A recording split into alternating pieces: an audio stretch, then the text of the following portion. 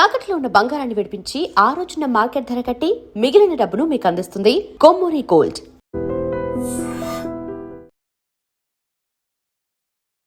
తల్లిదండ్రులకు తీవ్ర హెచ్చరిక ఈ ఇన్సిడెంట్.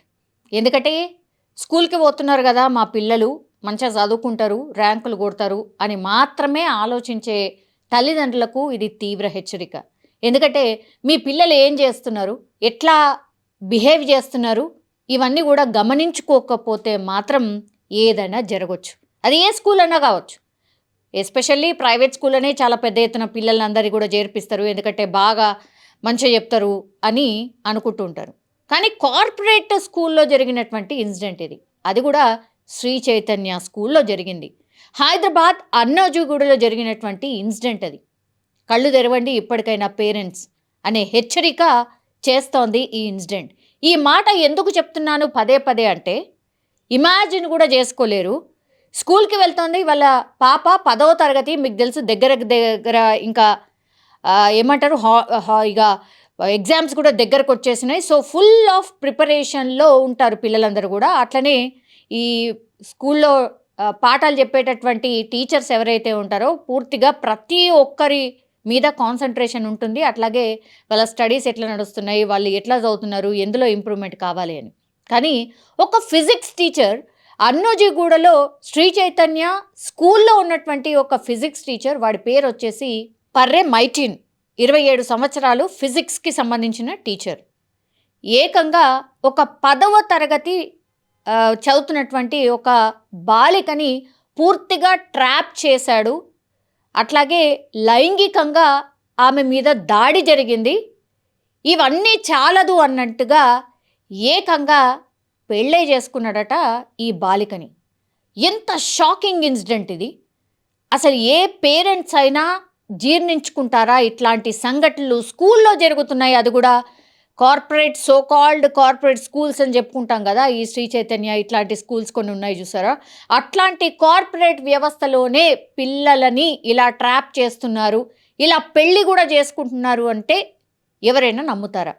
ఇది ప్రస్తుతం అంటే పర్యవేక్షణ లేదు.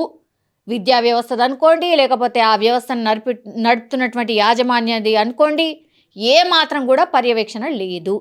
ఇది ఎన్ని రోజులు అవుతుందంటే 20 రోజుల క్రితమే ఈ ఘటన జరిగిందట. ఈ స్కూల్ ప్రిన్సిపాల్ దాకా ఈ విషయం ఎట్లా పోయింది అంటే, 20 రోజుల క్రితమే ఈ సంఘటన జరిగింది కాబట్టి, 20 రోజుల క్రితమే పెళ్లి చేసుకున్నాడు కాబట్టి కొంచెం ఈ బాలిక ఎవరైతే ఉన్నారో కొద్దిగా ప్రవర్తన మారినట్టుగా అనిపించిందట. ఇప్పుడు ఇంట్లో పోతుంది, వస్తున్నది, రోజు స్కూల్కి పోతుంది, వస్తుంది. కానీ ఇంట్లో ఆమె గత 20 రోజులుగా కొంచెం డిఫరెంట్గా బిహేవ్ చేయడం, తర్వాత మరి ఎట్లా బయటపడిందో తెలియదు కానీ పసుపు తాడు ఆమె మెడలో కనిపించిందట పేరెంట్స్కి. ఒక్కసారి అసలు ఆ పేరెంట్స్ మనం ఊహించుకుంటేనే ఎట్లనో అవుతుంది. పిల్ల మెడలో, 10వ తరగతి చదువుతున్న పిల్ల మెడలో పసుపు తాడు కనిపిస్తే వాళ్ళ పేరెంట్స్ యొక్క పరిస్థితి ఇమాజిన్ కూడా చేసుకోలేం. ఒక్కసారిగా పసుపు తాడు కనిపించిన తర్వాత ఇప్పుడు పిల్లల్ని గబుక్కునేమని అనడానికి కూడా లేదు. పాపం పేరెంట్స్ కూసోబెట్టి అసలు ఏంది, ఏం కథ, అసలు ఇది ఎక్కడికి వెళ్ళి వచ్చింది ఏంటి అని బాగా కూర్చోపెట్టి ఆమెని అడిగితే కానీ ఆ బాలిక చెప్పలేదట. ఇలా ఫిజిక్స్ టీచరే మ్యారేజ్ చేసుకున్నాడు నన్ను, ఇది ఎప్పుడు జరిగింది అని అంటే 20 రోజుల క్రితం జరిగింది, ఇదంతా కూడా చెప్పుకొచ్చారు. మరి ఇప్పుడు స్కూల్లో బాలిక టైమింగ్ ఏంది పేరెంట్స్కి తెలుసు. అట్లాగే స్కూల్ యాజమాన్యం ఇప్పుడు ఏం బుకాయిస్తుంది ఈ విషయం బయటకు వెళ్ళిన తర్వాత. పేరెంట్స్ పోయి పెద్ద ఎత్తున ఆందోళన చేసిరు. అసలు ఏంది ఇది, మీ స్కూల్లో ఏం జరుగుతుంది, అసలు మనుషులా లేకపోతే ఇంకోట, ఇక ఎట్లా తిడతారో మనకు అందరికీ తెలిసింది కదా. పోనీ ఏమైనా చెప్పుకోవడానికి కూడా లేదు, 10వ తరగతి చదువుతుంది బాలిక కూడా.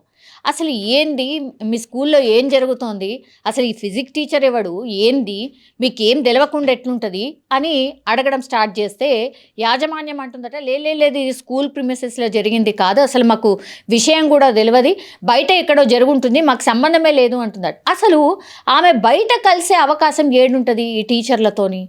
మొత్తం ఎక్కువ టైము పూర్తిగా స్కూల్లోనే ఉంటుంది. దాని తర్వాత ఇంటికే వెళ్ళిపోతుంది. ఇక వాళ్ళు ఎక్కడ కలిసే అవకాశం ఉంటుంది? ఇదంతా కూడా స్కూల్లోనే జరిగింది, అసలు మీరు ఏం చేస్తున్నారు అని నిలదీయడం స్టార్ట్ చేశారు. పోలీసులకు ఇన్ఫర్మేషన్ ఇచ్చిన తర్వాత పోలీసులు ఎంటర్ అయిపోయి ఏంది అసలు ఏం జరిగింది, మీ పర్యవేక్షణ ఏంది, మీ సీసీ కెమెరాలు ఏంది, మీ వ్యవస్థ ఏంది, అసలు వీళ్ళ మీద నిగ్రహణ ఏంది, ఇవన్నీ అడిగినప్పుడు అసలు ఫిజిక్స్ టీచర్ ఎవరు, అసలు ఆయన ఏడికెళ్ళి వచ్చిండు, ఆయన రిపోర్ట్ ఏంటి, ఆయన ఎట్లాంటి వాడు, ఇదంతా అసలు ఇన్ఫర్మేషన్ మీ దగ్గర ఉందా, అసలు ఈ మనిషి ఎవరు ఏంటి అనేది కనీసం తెలుసా మీకు అని అంటే ఏమున్నది? లేదు. ఫిజిక్స్ టీచర్ కావాలా మా స్కూల్కి, అంతే. ఆయన బాగానే చెప్తున్నాడు అనుకున్నాం, తీసుకున్నాము. ఇప్పుడు ఇట్లాంటి సబ్జెక్ట్స్కి కూడా అంత ఈజీగా దొరకరు కదా, ఏమున్నది తీసేసుకున్నారో అయిపోయి. అసలు ఆయన బిహేవియర్ ఏంటి అనేది కూడా ఏం సంబంధం లేదు యాజమాన్యకి. ఇక మా ఫిజిక్స్ టీచర్ ఉన్నాడు, పిల్లలకు చదువు చెప్తున్నాడు, వాళ్ళకి ర్యాంకులు వస్తాయి, ఇక్కడి వరకే తప్పించి అసలు వాళ్ళ బిహేవియర్ ఏంది, పిల్లలతోనే ఎట్లున్నాడు, అసలు ఎవరికి పట్టింది? ఎవ్వరికి పట్టలేదు. ఇక్కడ మిస్టేక్ ఎవరిది అని ఆలోచించినప్పుడు అందరిది మిస్టేకే. అటు పేరెంట్స్ అనుకోండి, యాజమాన్యం అనుకోండి, అందరిది మిస్టేకే. ఎందుకంటే టీనేజ్ పిల్లలు, వాళ్ళకి ఏది రైట్ ఏది రాంగ్ తెలియనటువంటి పరిస్థితి. అండ్ సోషల్ మీడియా పూర్తిగా మన చేతిలోకి వచ్చేసింది కాబట్టి ఇంకేముంది, అన్కంట్రోలబుల్ అన్నమాట. అందుకే కదా పెద్ద ఎత్తున సోషల్ మీడియా ఈ 16-17 సంవత్సరాల పిల్లలకి అసలు సోషల్ మీడియా అనేదే యాక్సెస్ ఉండొద్దు, వాళ్ళకి అసలు మొబైల్ వాడకమే ఉండొద్దు, ఇట్లాంటి రెస్ట్రిక్షన్స్ కొన్ని రాష్ట్రాలు కూడా తీసుకొచ్చినాయి. ఇగో ఇట్లాంటి అనర్థాలు చూసినప్పుడే ఇప్పుడు ఏమైంది, పోలీసులు పోక్సో చట్టం కింద కేసు నమోదు చేసిర్రు. కానీ ఎంత దారుణం కదా. ఇప్పుడు ఆ పాప 10వ తరగతి పరీక్షలు రాయాలి, ఇంకోటి రాయాలి. ఇప్పుడు ఏంటి పరిస్థితి అని అంటే పిల్లని తీసుకుపోయి ఇప్పుడు కౌన్సిలింగ్లో కూర్చోబెట్టి అమ్మ ఏది కరెక్ట్ ఏది బ్యాడ్, ఇది చెయ్యొచ్చా ఇది చెయ్యరాదా అని కౌన్సిలర్లు ఆమెకు కౌన్సిలింగ్ ఇస్తున్నారు అని అంటే, పేరెంట్స్ చేయాల్సింది ఎవరో కౌన్సిలర్లు చేస్తున్నారు అని అంటే ఏంది పరిస్థితి ఒకసారి ఊహించుకోండి. ఇప్పుడు ఈ ఫిజిక్స్ టీచరో అసలు టీచర్ అనడానికి కూడా లేదు నిజంగా. ఫిజిక్స్ టీచర్ని తీసుకుపోయి పోక్సో చట్టం కింద కేసు నమోదైంది. ఇప్పుడు అమ్మాయి జీవితం అయితే నాశనం చేసినట్టే కదా. ఇప్పుడు ఆమె మైండ్ మీద ఎట్లాంటి ప్రభావం ఉంటుంది? తెలియనటువంటి స్టేజ్లోనే ఇట్లాంటి ఇన్సిడెంట్స్ చేసినప్పుడు వాళ్ళ మైండ్లో ఎట్లా కూర్చుండిపోతుంది? ఆమె పరీక్ష రాయగలుగుతుందా? ఆమె ఫ్యూచర్ ఏంటి అని ఆలోచిస్తే వాళ్ళ పేరెంట్స్ అనుకోండి, ఆ పిల్ల పరిస్థితి అనుకోండి ఎంత దారుణం. ఇట్లా కార్పొరేట్ వ్యవస్థలో మా పిల్లల్ని పంపించేస్తున్నాం కదా, చదువుకొని వస్తున్నారు కదా అనుకుంటే మాత్రం ఇది భయంకరమైనటువంటి ఇన్సిడెంట్, ఒక హెచ్చరిక అందరి పేరెంట్స్కి, యాజమాన్యాలకు కూడా. ఇట్లాంటి యాజమాన్యాలకు సంబంధించి ఇట్లాంటి ఇన్సిడెంట్ జరగగానే పక్కాగా రద్దు చేసి పడేయాలి. వాళ్ళ ఈ లైసెన్స్ ఏవైతే ఉంటాయో ఏం చెప్తున్నట్టు పిల్లలకు గివ్వా చెప్పేది, దీనికోసం పంపిస్తుంది స్కూల్లోనే ఇట్లాంటి ఇన్సిడెంట్ జరిగిన తర్వాత పేరెంట్స్ ఏం చేయాలి? ఇక ఇంత దారుణం ఉంటే వ్యవస్థలు ఇక ఏమైపోవాలా? ప్రభుత్వాలు కానీ లేకపోతే యాజమాన్యాలు కానీ మొత్తం వ్యవస్థ మీదనే ఒక పెద్ద క్వశ్చన్ మార్క్ అనమాట. ఒక తీవ్ర హెచ్చరిక ఇది పేరెంట్స్కి, మరీ ఒక తీవ్ర హెచ్చరిక. దయచేసి మీ పిల్లలు ఏం చేస్తున్నారు ఏంటి అనేది కనిపెట్టండి. అండ్ దయచేసి వాళ్ళు ఎంత నెత్తి నోరు మారాం చేసినా సరే దయచేసి సోషల్ మీడియా అకౌంట్స్ ఓపెన్ చేయకండి. దాని తర్వాత వాళ్ళకి ఫోన్లు ఎంత తగ్గిస్తే అంత మంచిది. And for more videos, Please subscribe to iDream. Please subscribe to iDream. Please subscribe iDream. And please subscribe to iDream. For more videos, subscribe to iDream. please like, share and subscribe to the channel. Congratulations, iDream. Subscribe to iDream. Subscribe to iDream. So subscribe to iDream Media. iDream ki iDream team andarki huge congratulations. Please subscribe iDream Media. Please subscribe to iDream.